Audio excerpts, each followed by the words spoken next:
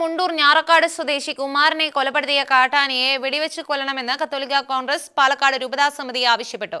പ്രദേശത്ത് ഇതേ കാട്ടാന തന്നെയാണ് 2 മാസം മുൻപ് അലൻ എന്ന ചെറുപ്പക്കാരനെ ചവിട്ടി കൊല്ലുകയും അലന്റെ അമ്മയ്ക്ക് ഗുരുതരമായ പരിക്ക് ഏൽപ്പിക്കുകയും ചെയ്തതെന്ന് കത്തോലിക്ക കോൺഗ്രസ് ആരോപിച്ചു.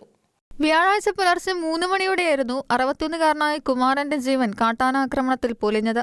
വീട്ടിൽ നിന്നും പുറത്തിറങ്ങിയപ്പോഴായിരുന്നു കാട്ടാന ആക്രമണം. എത്ര ഓടിച്ചു വിട്ടാലും ഈ ആന സ്ഥിരമായ ജനവാസ മേഖലകളിൽ ഇറങ്ങി കൃഷി നശിപ്പിക്കുകയും ആളുകളെ കൊല്ലുകയും ചെയ്യുന്നതിനാൽ പ്രദേശത്തെ അനേകരുടെ ജീവൻ ഇനിയും നഷ്ടപ്പെടാനും നിരവധി കുടുംബങ്ങൾ അനാഥമാകാനും ഇടയാകും. അതിനാൽ മനുഷ്യക്കുരുതി ഇനിയും അനുവദിക്കാൻ കഴിയില്ലെന്നും പ്രദേശവാസികളുടെ സുരക്ഷയെ കരുതി വന്യജീവി സംരക്ഷണ നിയമപ്രകാരം ആനയെ വെടിവെച്ച് കൊല്ലാൻ വേണ്ട നടപടി സ്വീകരിക്കാൻ മുഖ്യമന്ത്രി ചീഫ് വൈൽഡ് ലൈഫ് വാർഡന് ഉത്തരവ് നൽകണമെന്നും കത്തോലിക്ക കോൺഗ്രസ് പാലക്കാട് രൂപതാ സമിതി ആവശ്യപ്പെട്ടു. കേന്ദ്ര സർക്കാർ നിരന്തരം കേരള സർക്കാരിനോട് വന്യജീവി സംരക്ഷണ നിയമത്തിലെ അധികാരം ഉപയോഗിക്കണമെന്ന് ആവശ്യപ്പെടുന്നുണ്ട്. സംസ്ഥാന സർക്കാർ ഒന്നും ചെയ്യുന്നില്ല. അടിയന്തര നടപടി ഉണ്ടായില്ലെങ്കിൽ കത്തോലിക്ക കോൺഗ്രസ് പൊതുജനങ്ങളെ അണിനിരത്തി ശക്തമായ സമരപരിപാടികൾ ആരംഭിക്കുമെന്നും രൂപതാ സമിതി അറിയിച്ചു.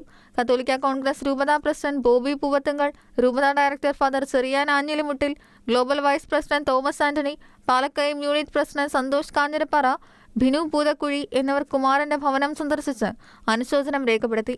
അതേസമയം സംഭവത്തിൽ സർക്കാരിനെതിരെ പ്രദേശവാസികളുടെ വലിയ പ്രതിഷേധമുണ്ടായി. ഷിഗേനാനോസ്, പാലക്കാട്.